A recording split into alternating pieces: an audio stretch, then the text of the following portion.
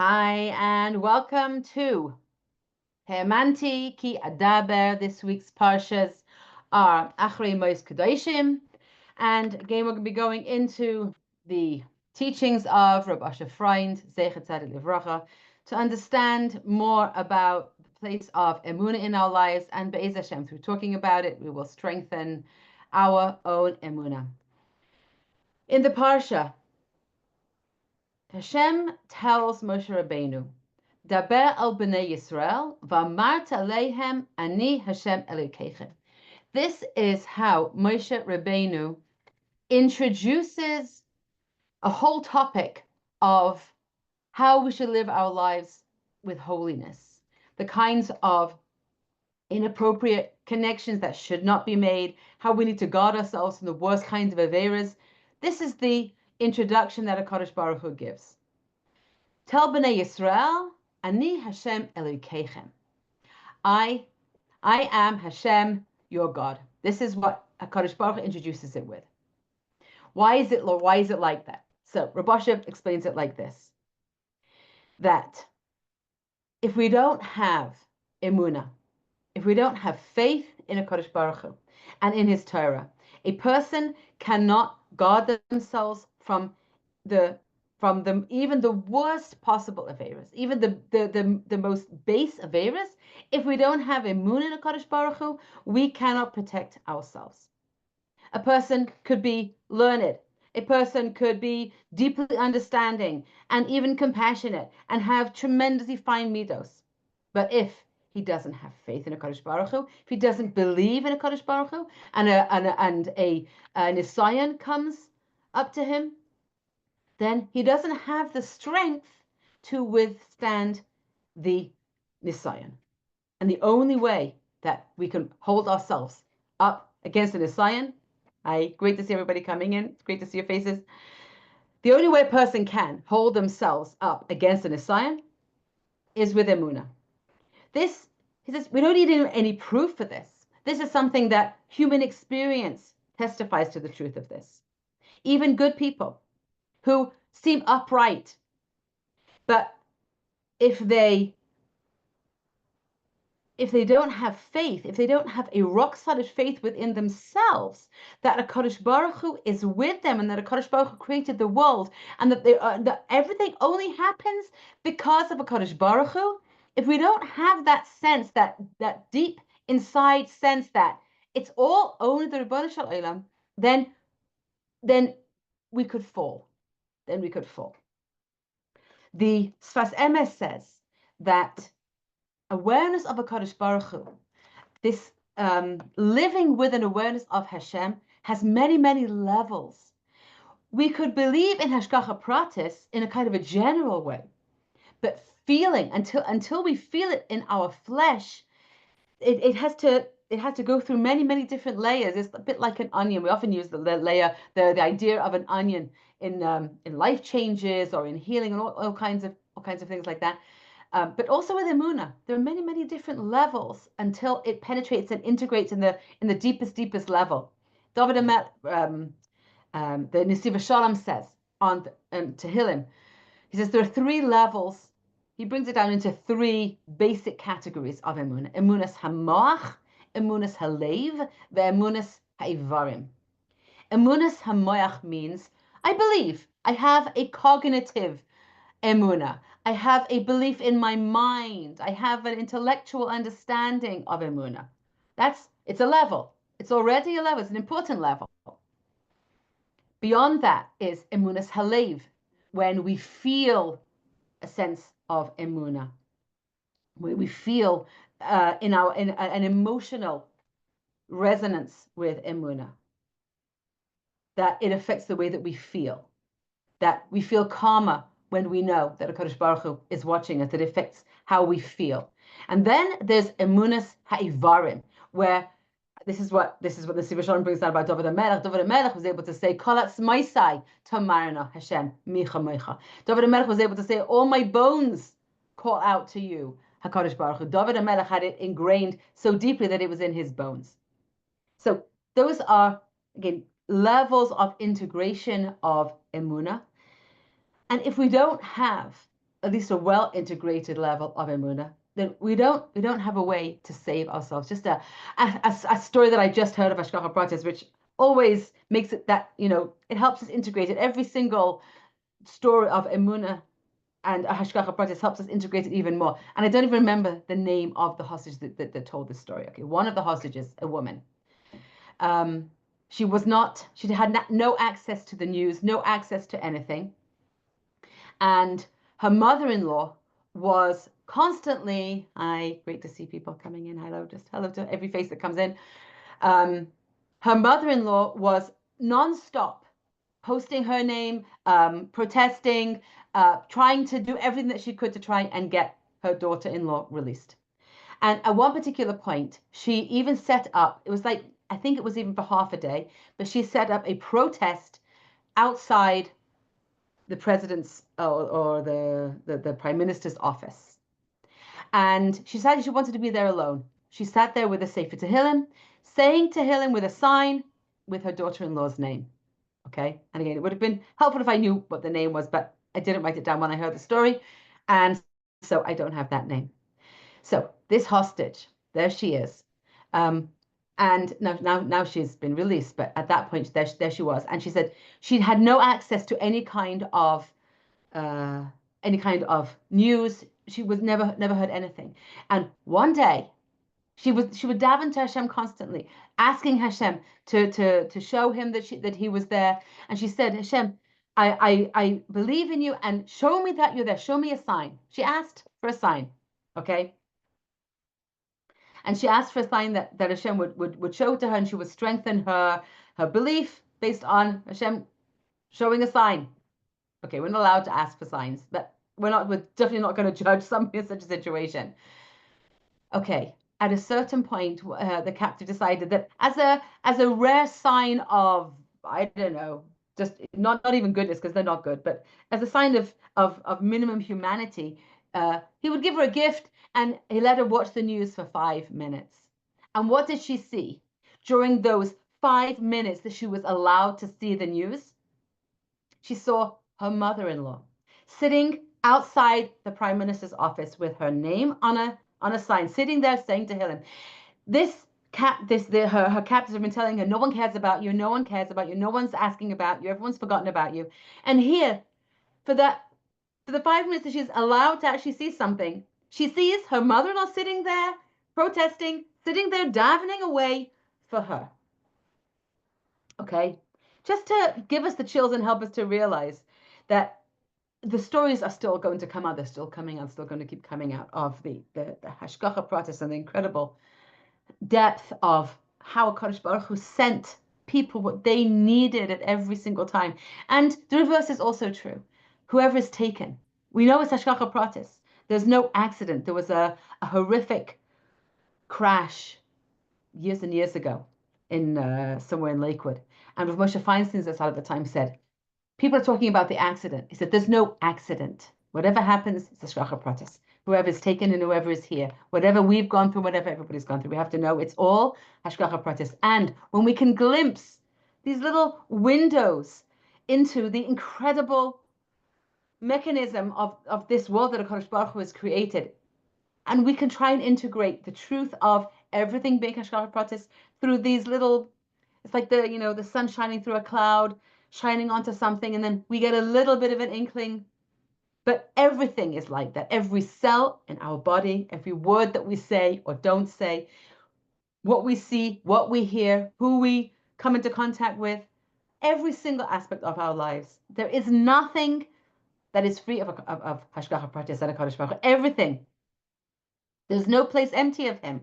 HaKadosh Baruch Hu is Mamalik Kol Almim and Mesoivev Kol Almim. HaKadosh Baruch Hu fills every single place in creation and surrounds at the same time every single place in connection in creation. So I ask myself, because I sometimes ask myself these weird kinds of questions, but if Hashem fills everything and surrounds everything, what's in between the filling and the surrounding? What is it? It's like a cell that has some kind of bag. I don't know. It's fascinating. I don't have an answer, but if anybody has an answer, you can certainly put it in the chat, because it's interesting to think about it, right? What's in between the filling and the middle? Hashem's there and everywhere. Hashem is also the in between. So Hashem fills everything. Hashem surrounds everything. We can entertain ourselves with all kinds of philosophical questions, like I do sometimes. But the point is that we want to grow in Emunah B'tachon, and only with Emunah B'tachon can we save ourselves from the worst averas possible. And here I want to move a little bit into something that I read recently, which is actually from Rav Dr. Abram J. Twersky Zatzal. In his book, where his book about abuse within the Jewish community, called "The Shame Born in Silence," and he says, fundamental to discussion of any Torah attitude is the Torah concept of life itself. If we don't understand what the Torah says about life itself, nothing in the Torah has any relevance. This is what it says, where the Torah teaches that in the Gemara that all the 613 mitzvahs in the Torah are based on one single principle. The tzaddik be'emunasai yichyeh. The tzaddik lives by his faith. This is in Makkos 24a. That's the Gemara, and this this is a pasuk in Habakkuk, in the Navi Habakkuk, that tzaddik be'emunasai yichyeh. The underlying principle of life in Torah is that everything, the universe, the world, mankind, was created for the sole purpose of bringing glory and honor to Hashem. It's not coincidental that the first of the 7 brachas at a Jewish wedding ceremony during the week of Sheva brachas is Baruch Hashem Shebara Kula Bichvoida. That everything, I've forgotten the lashon, doesn't matter. Shakal bara lichvoida. There we go. Came back to me. Shakal bara lichvoida. He created everything for his honor. From super galaxies to the eggs of a mite, everything in creation was brought into being for the single purpose of bringing glory and honor to Hashem. Again, this is the fundamental of Emunah, that everything was created. Every atom, every particle, everything that we see, everything that we have, and everything that we are, everything was created only for the honor of Hashem. That's basic Emunah. If we accept this principle, then we can proceed with the rest of Torah. But if you don't accept that fundamental axiom, nothing one does is compatible with Torah.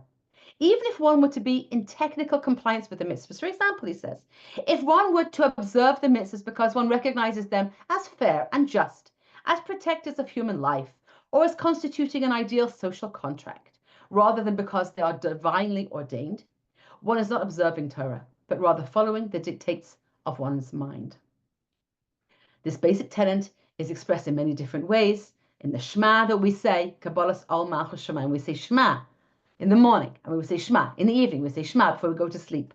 We're saying it's all one. And what's that one? The one is Emunah. That's the one. Tzaddik be'emunasa yichya. B'Chabakuk v'hamida al echad. The Gemara says that Habakkuk came, and with this one statement, Tzaddik be'emunasa yichya, he established Emunah as the single most important and fundamental axiom of faith. It doesn't mean that if you have faith, you don't need to keep Shabbos. It doesn't mean that. But it means that if you don't have faith, we're missing the most important element of Torah. And that's what Rabbi Twersky Zatzal is saying here. That there's no room for consideration in Torah about anything other than what is Hashem's Ratzain here. And so, he says, if you have a person who is living life for himself, for his own self-aggrandizement, this is not Torah, even if he keeps mitzvahs. And a person like that, who in every way is just filling his own desires, he eats Shabbos because he enjoys the challenge, and he goes, he goes to minyan because he enjoys shmuzing with his friends during shul, and he drives a big car and he goes off to business because he enjoys his status, and so he gives some money to the shul because he can have his name, but there's no Hashem in this equation, so he may be actually technically fulfilling the mitzvahs, but he's not living a Torah life. And he says it could only be that a person would sink to spouse abuse if he has no emunah. A person who shames his wife or in some way abuses his wife has no emunah, even if he says he has. And that's what Rav Twersky is saying over here. He says it's a terrible avera. He brings in this book fascinating sources about the kind of avera that it is to shame one's wife and abuse one's wife in all kinds of ways, and how it is antithetical to Torah, how it is the opposite of what the Torah says. That a Torah says that a man has to honor his wife and protect his wife and make sure her needs are fulfilled. That is what a Torah Jew would do. And any Jew who lives his life without doing that, he may be technically fulfilling certain mitzvahs, but it's not because he's serving HaKadosh Baruch Hu. And so this is what Reb Asher is saying here, that if a person doesn't have emunah, it's easy for him to do whatever he wants, basically. And he will manipulate the Torah to suit his needs. He will do whatever he wants, and he will call himself a tzaddik, because he doesn't have the emunah to believe that HaKadosh Baruch Hu is watching him. HaKadosh Baruch Hu is giving him life this second. HaKadosh Baruch Hu knows everything that's happening to him, and HaKadosh Baruch Hu is keeping a record of everything that he does and everything he says, and ultimately there's going to be payday. And it's all going to be taken into account. If a person has no emunah, then it's easy for him to forget all of those things. It's only emunah. Nor emunah. That's the only thing that's going to keep a person on the straight path. So, he says,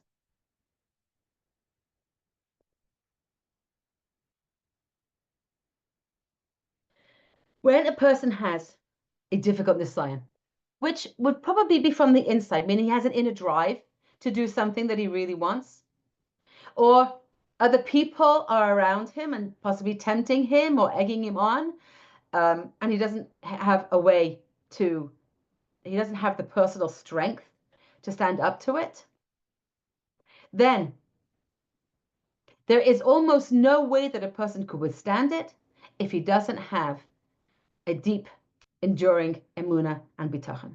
And only if he feels with his whole heart and with his whole innards that the Creator is standing over him, and that he is the one who made this also whatever he's about to do. And when he remembers that a person's life is only dependent on the chesed of HaKadosh Baruch Hu every moment and every minute, and that every single breath that he breathes is only from the strength of HaKadosh Baruch Hu alone, then, one second, and it's only through HaKadosh Baruch Hu that it comes to him, and that Hashem gives him existence and all of his life. All he's supposed to be doing is thanking HaKadosh Baruch Hu for the rachamim that he has. This is the only thing that can stop a person from falling into the worst averas, into any kind of avera, and also the worst averas. It's only emunah that's going to be that which will hold us back from doing the things that we know we shouldn't be doing. But it's only emunah b'shas ma'is. It's only emunah at the moment of the trial. Okay, someone's watching me. Hashem's watching me. Hashem is here. How can I answer to Hashem? What am I going to say? I'm going to be able to get myself out of this. Klape Shmaya, Kodesh Baruch Hu is with me here. How can we answer to a Kodesh Baruch Hu? Hashem is here. So that's why when a Kodesh Baruch Hu is giving over the mitzvahs to Moshe Rabbeinu, and he's about to tell him all of the arayos, all of the isurim, all of the forbidden relationships, he introduces it by saying, Ani Hashem Elokeichem. You want to succeed in keeping these mitzvahs? You want to understand? Allow yourself to integrate into your mind, and into your heart, and into your limbs. Ani Hashem Elokeichem. Let that message be deeply, deeply integrated. When I think of David HaMelech, and as I mentioned earlier, that there's emunas hamoach and emunas halev and emunas havarim, the faith of the mind, intellectual, the faith of the heart, which is in our hearts, feelings, the emotional faith, and then the faith of the limbs. What did David HaMelech? How could we see this? That he was being attacked by the Plishtim, and he was going to go out to war, and there was the encampment of the Plishtim and the encampment of David HaMelech's soldiers, And Hashem said to David HaMelech, this will be your sign. When you hear the rustling in the trees, that will be your sign that the heavenly hosts, that all of the Malachim have come down to fight for you. That will be your sign to advance. Do not advance until you hear that sign. So the Plishtim were coming up and advancing, and they had a massive army, a massive, huge army that were coming towards him. And David HaMelech was the kind of general that he cared intimately about the lives of every single one of his soldiers. Not only his soldiers, but of the women back home. In the army of David HaMelech, every single soldier had to write a get to his wife that would be delivered in the event that he would be gone missing, so that no woman would be left in a guna if her husband was killed in battle. The extent of his compassionate leadership for everybody in his army. So he felt utterly responsible, of course, for all of his troops. So he cared about the people who were back home that he was protecting, and he cared about every individual soldier who was there. And here the Plishtim are advancing and advancing, and he didn't hear that sign. He didn't hear the sign.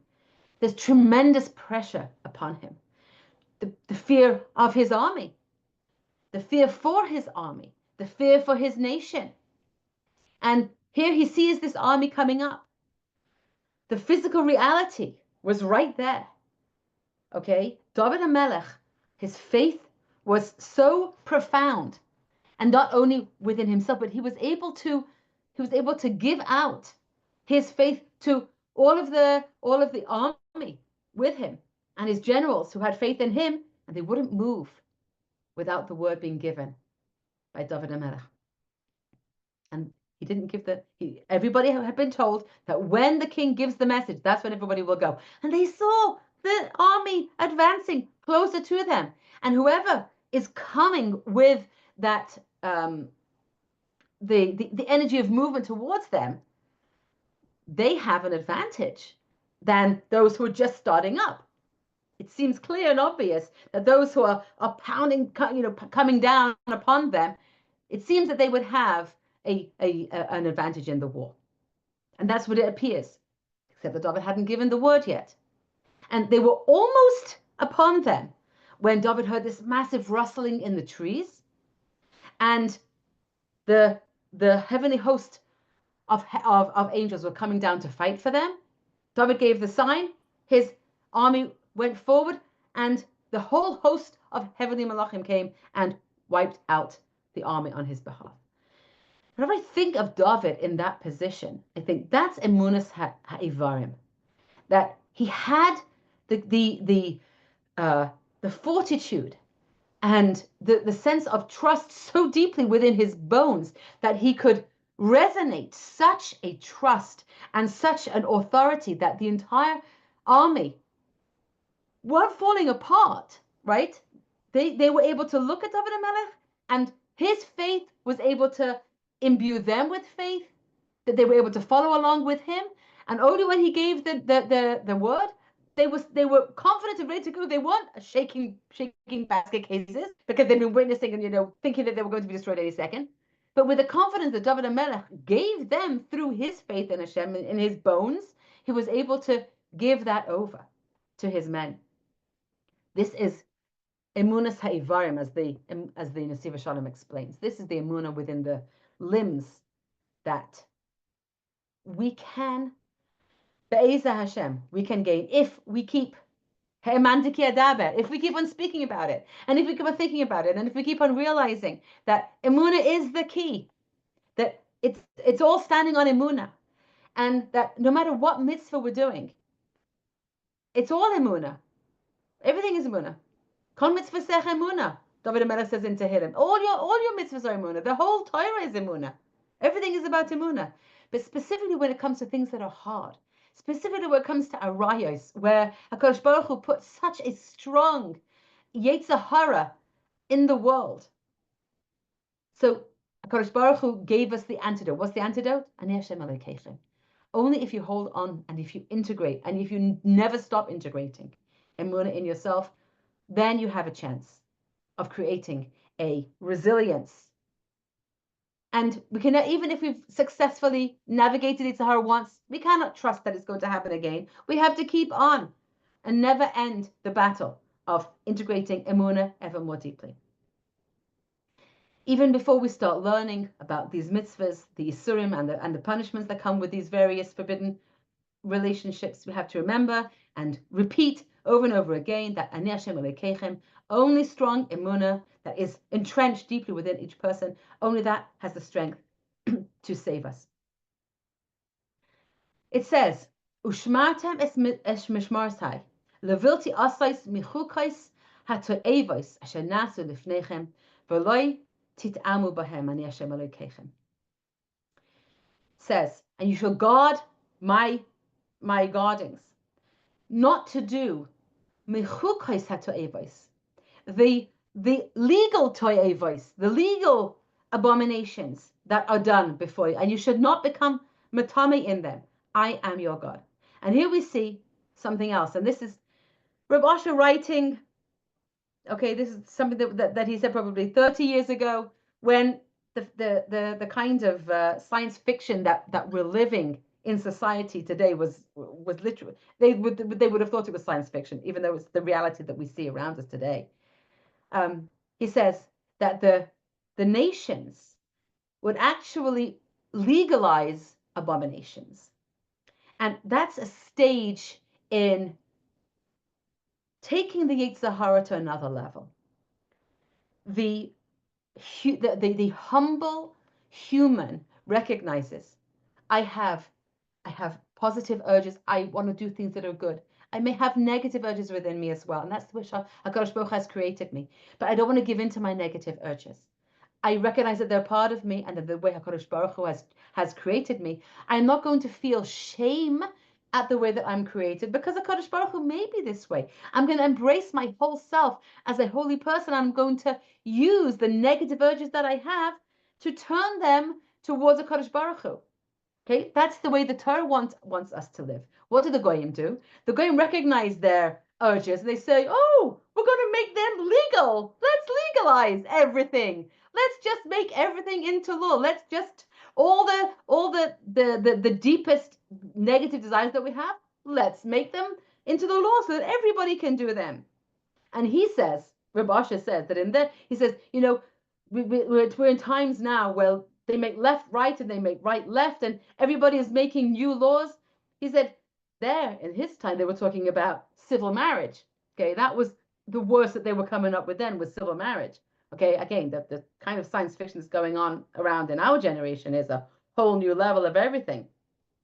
But we have to understand that that's what the Goyim do. That's what they do with the negative urges that come up within them. They just say, oh, this is who we are. Let's make it. Let's legalize it, and they put it into law.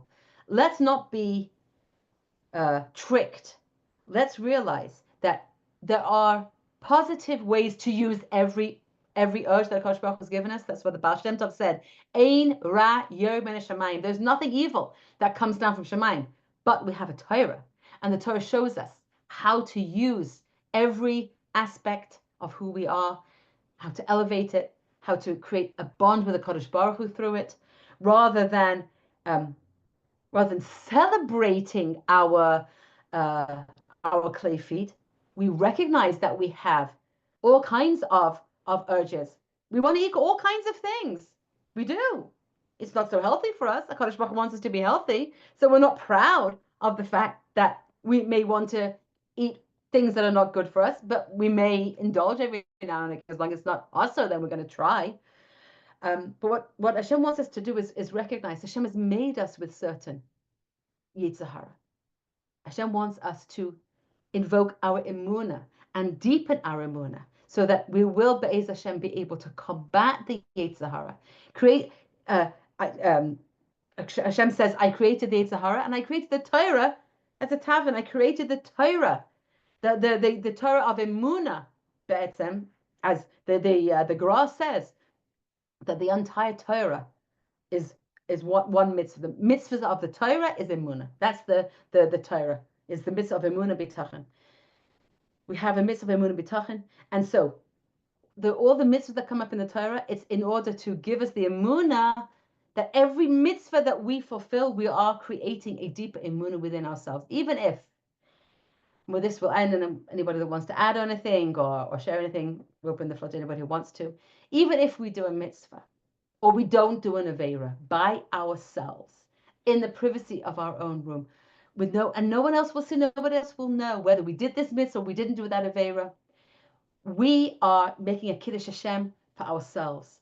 We're impacting on ourselves. We're deepening our emunah and bitachon for ourselves. In a similar way that when we we do some kind of self-care. We put on hand cream at night, or we get enough sleep for ourselves. We take a nap when we're tired. We go for a walk. We do something. No one needs to know. But when we do an act of healthcare, of self-care, not only are we taking care of ourselves, there's going to be an impact on ourselves physically and emotionally, but we're sending a message to ourselves as well. You're important. You're valuable. You matter. And taking care of you is something valuable, and it's worth the time, it's worth the energy when we do that. Similarly, when we do a mitzvah by ourselves that no one will know about, a secret mitzvah, that doesn't necessarily have to be secret, but just it's not the end, no one's going to know. We say bracha, no one's at home, and we take the time to maybe say it a little bit more with kavana because we decided to, to do this mitzvah.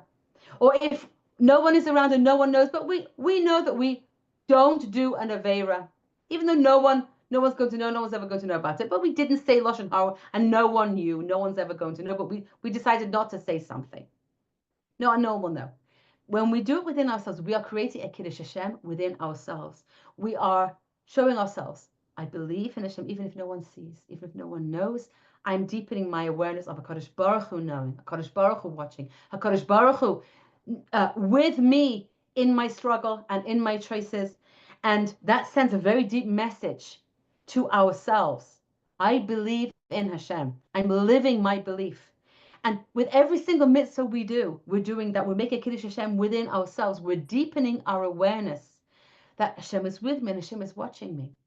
And probably even more so when we do those things, when we do a mitzvah in some kind of secrecy that no one knows, or when we withstand and decide not to do something negative that we don't want to do, and we withstand that and no one knows. When we do that, we are creating an even deeper level of emunas ha'avarim. We're not allowing our body to do an aveira, whether it's speaking or thinking, mostly, speaking, living in some way. Whatever we do, then that integrates the emunah, and then, of course, the effect is profound. Everyone builds on, so that we will, Be'ez Hashem, be in a positive cycle of building ever deeper emunah in our minds, emunah in our hearts, emunah in our limbs. That will B'Seter D'Shmaya. That's the currency of the next world. The only thing we take with us into the next world is our emunah. That's the currency. And that's what HaKadosh Baruch Hu is giving us, this gift with 613 mitzvahs and all of the different branches of those mitzvahs. That's how we gain the currency in the next world. Anybody with anything they want to add or share or ask? Love to see you on. Anybody want to comment? Mention anything? I hope that you found that useful. I personally find the words of Rabbi Asher exceptionally inspiring. Hi, great to see you. Thanks for saying hello like that. I appreciate that. Okay, love you all so much. Let's just send a little reaction to everybody while we're here, just saying thank you all for being here. It's lovely to see you all. And I hope that you have a beautiful Shabbos. And Be'ez Hashem, that we continue. I thank you all for being here so that I get to speak out Emunah. I hope that it helps us all to integrate Emunah in some way. Thank you for coming on camera so I get to see your beautiful faces. Bye, everybody. Have a lovely Shabbos.